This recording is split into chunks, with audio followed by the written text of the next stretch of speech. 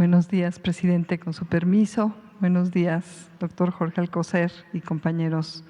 Es un honor para mí estar aquí frente a representantes de los pueblos indígenas que pues guardan una sabiduría muy importante y con quienes desde el CONACYT estamos estableciendo un diálogo profundo de saberes en favor de nuestro país. Vamos a resumir los logros y retos del CONACYT en estos primeros 3 años y medio, con énfasis, obviamente, por el día de hoy en el tema de la salud. De acuerdo al Plan Nacional de Desarrollo del 2019 al 24, el objetivo central de CONACYT es promover la investigación científica y tecnológica, apoyar a estudiantes y académicos con becas y otros estímulos en bien del conocimiento y coordinar el Plan Nacional para la Innovación en beneficio de la sociedad y del desarrollo nacional. Es una entidad pública, estratégica y transversal que depende directamente del señor presidente de la República,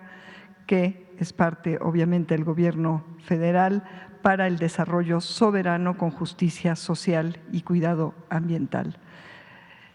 ¿Qué es lo que nos encontramos cuando llegamos a esta institución? Una fachada de institución pública y, sin embargo, un CONACYT paralelo en las sombras que refleja muchos de los signos del régimen neoliberal. Una normativa para hacer legal lo inmoral, transferencias millonarias a favor de intereses creados a costa del propio desarrollo científico y tecnológico, privatización de posgrados, dependencia tecnológica, subrogación de funciones sustantivas e ineficiencias administrativas con grandes dispendios y grandes pasivos, como vamos a ver. Un instrumento fundamental para permitir esto,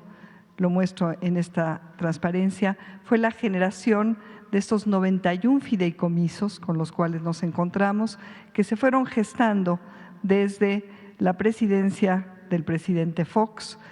ya durante la presidencia del licenciado Felipe Calderón, empezaron a transferirse cuantiosas cantidades de recursos a estos instrumentos que vuelven opaca la administración de estos recursos del pueblo de México y llegaron a su cúspide durante el sexenio pasado, durante la presidencia del licenciado Peña Nieto. Nos encontramos una gran cantidad de recursos que en vez de reportarse como no ejercidos, como subejercicio, que es una muestra de ineficiencia administrativa de los recursos del pueblo de México, estaban ahí acumulados, no les dio tiempo de ser repartidos y, sin embargo, pues había una gran expectativa de los intereses creados que habían sido beneficiados, quienes, pues, mediante diferentes programas, de manera preponderante el PEI, muchas empresas, aquí puse una muestra, como ustedes pueden ver, la mayoría son empresas transnacionales que de manera paradójica, en vez de financiar el desarrollo científico, como sucede en muchos países del primer mundo, estuvieron recibiendo estos recursos cuantiosos, pero que sumaron más de 45,000 millones de pesos, y esta fue una de las funciones principales de CONACYT. Y sin embargo, y de manera paradójica y diría yo trágica e inaceptable, el país disminuyó 16 posiciones en eficiencia de innovación, que fue el pretexto de transferencia de estos grandes recursos de 2013 a 2018. Cuando llegamos a este encargo, obviamente lo primero que hicimos fue analizar la situación y parar este dispendio e inclusive convocar a las y los, bueno, en ese entonces solamente una gobernadora y la jefa de gobierno y el resto de los 30 gobernadores a cerrar estos fideicomisos, de los cuales ellos serán copartícipes en 35, 32, uno por cada estado, 3 de municipios, y desde luego no paramos la innovación, como van a ver ustedes más adelante, todo lo contrario. Y sí, se siguieron invirtiendo en proyectos estratégicos como los ventiladores para atender la pandemia. En la que sigue, pues vemos ya un resumen de lo que nos encontramos. Más de 14,000 millones de pesos que habían sido guardados en estos fideicomisos como pasivos de recursos del presupuesto de egresos de la Federación de 2013 a 2018 Y lo que hicimos fue, pues esto, regresarlo a la TESOFE y ahorrar estos recursos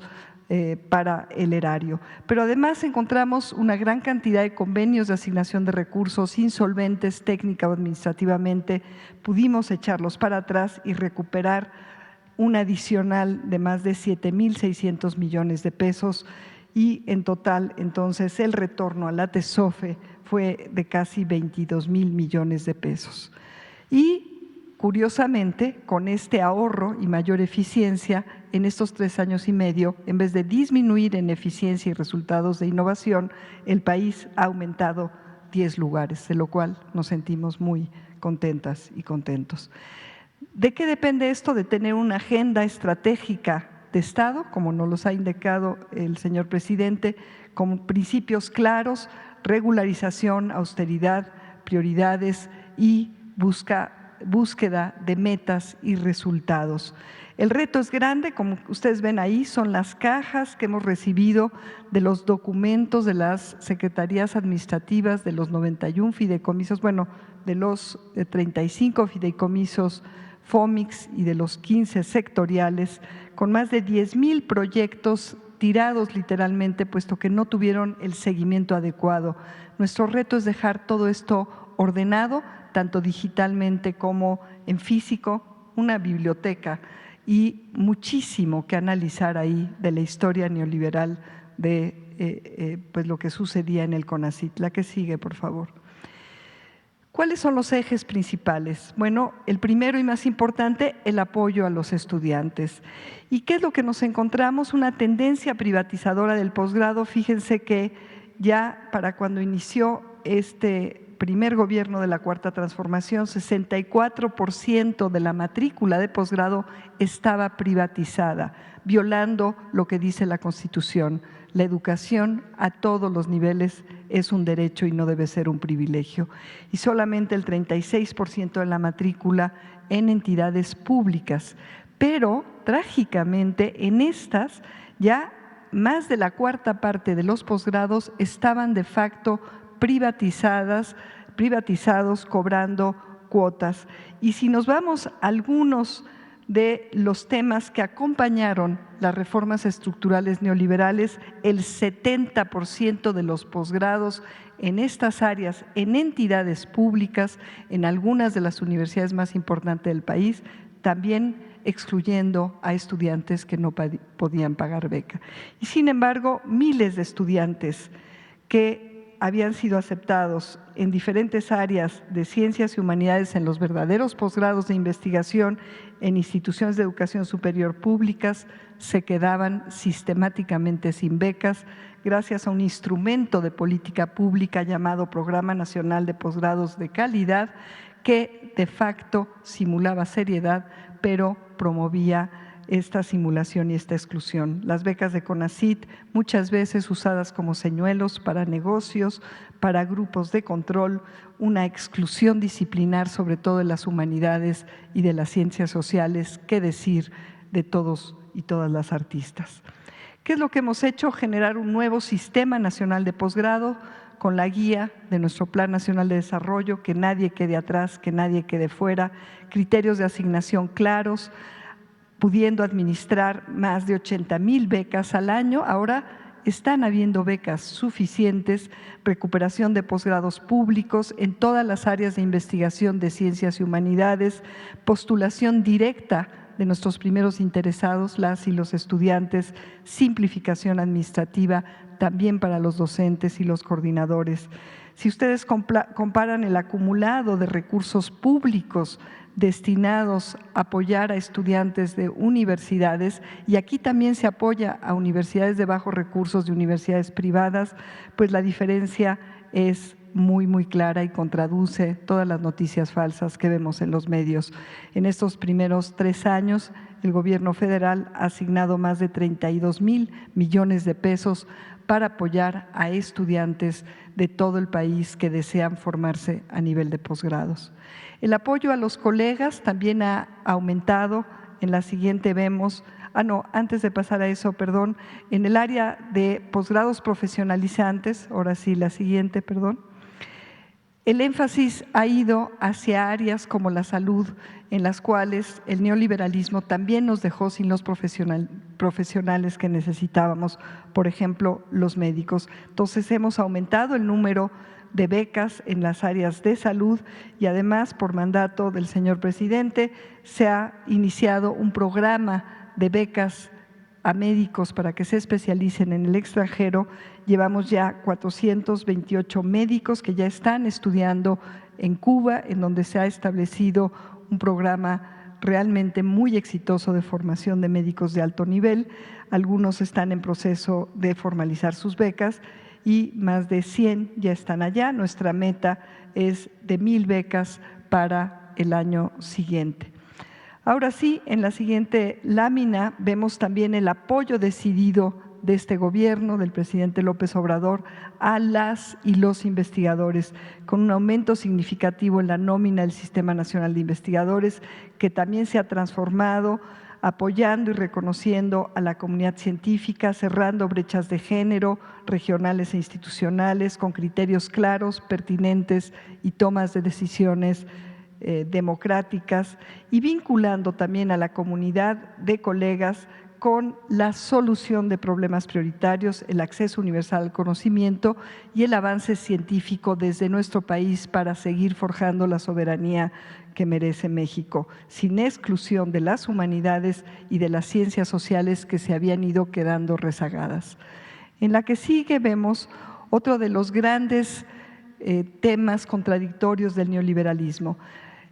A pesar de que dedicaron miles de millones de pesos sobre pretexto de la innovación, que en realidad fueron transferencias a grandes transnacionales y otras empresas privadas, en 2017 y 2018, y todos como investigadores, yo incluida, sufrimos esta carencia total de apoyo del Gobierno de México al final del sexenio pasado para realizar proyectos de investigación que son además los que sustentan a los posgrados y a la formación de las y los nuevos investigadores. Entonces, una de las primeras acciones fue dedicar recursos a apoyar proyectos de altísimo nivel y a recuperar el mantenimiento de infraestructura fundamental, y hay una cantidad de proyectos hermosos que están dando resultados realmente muy significativos, tanto de ciencia muy fundamental, de frontera básica, como de incidencia social y ambiental y de sustento al desarrollo tecnológico soberano. Pongo ahí un ejemplo: investigación de punta para la conservación y el estudio del patrimonio cultural o el conocimiento de nuestra riquísima flora y fauna, temas que también fueron muy abandonados durante el régimen pasado. Adelante, por favor. De manera muy significativa, contrastamos aquí lo que se hacía mediante 35 fideicomisos llamados FOMICS, supuestamente encargados de atender las necesidades regionales. Y esto no fue así. Sin embargo, hubo gran cantidad de dispendio en proyectos sin incidencia y en particular en proyectos de infraestructura que permiten el desvío de recursos, llamados elefantes blancos. En suma, un gasto, porque no se le puede llamar inversión, de más de 14,000 millones de pesos, en contraste con una inversión, ahora sí, mucho más modesta. Hemos logrado, gracias a la gran calidad, disposición y compromiso de un sector amplísimo de la comunidad científica de nuestro país, articular en 10 agendas estratégicas de investigación e incidencia con proyectos prioritarios, en muchos casos en conjunción con proyectos del Gobierno de México, como son el rescate del lago de Texcoco, ordenamientos hídricos y ecológicos, el rescate de las abejas y sus funciones ambientales, temas de la basura, agua, la producción de alimentos sin tóxicos como el glifosato y muchos otros temas, sobre todo de salud, como es el que tiene que ver con el diagnóstico certero y oportuno de la leucemia linfoblástica aguda, primera causa de mortalidad en nuestras infancias, que si se detecta a tiempo se puede curar, y en ese camino está habiendo grandes avances. En el tema cuarto eje programático del CONACYT, la soberanía tecnológica en áreas estratégicas, voy a enfatizar el área de salud,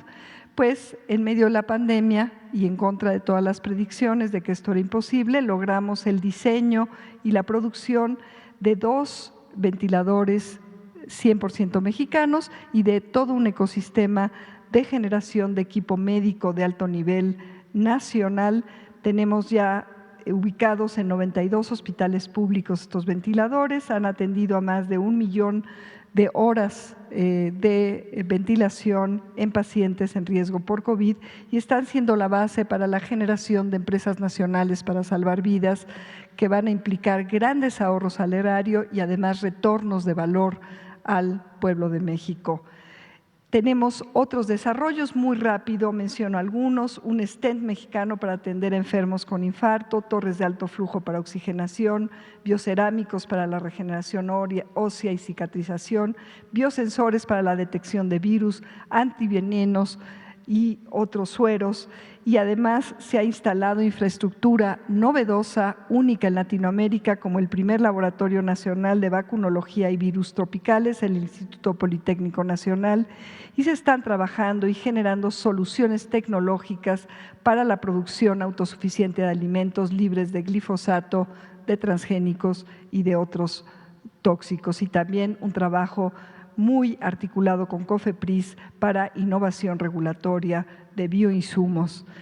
La que sigue, por favor. Bueno, y para terminar quisiera resumir los avances en un área fundamental: la recuperación de la soberanía en la producción de vacunas,